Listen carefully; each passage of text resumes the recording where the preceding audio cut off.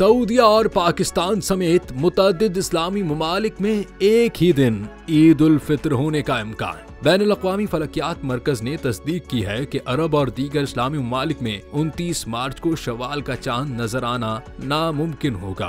बैनुल-अक़वामी फलकियाती मरकज के मुताबिक 29 मार्च को ईद उल फित्र का चांद नजर न आने की वजह चांद का सूरज गुरूब होने से पहले ही गुरूब हो जाना है, जिसके बायस आंखों या दूरबीन से भी चांद को देखना नामुमकिन होगा। इस तरह ज्यादातर ममालिक में रमजान का महीना 30 दिनों का होगा। इस तरह सऊदीया समेत दीगर अरब ममालिक और पाकिस्तान समेत दीगर इस्लामी ममालिक में इस बार ईद उल फित्र एक ही रोज यानी 31 मार्च को होने का इम्कान है।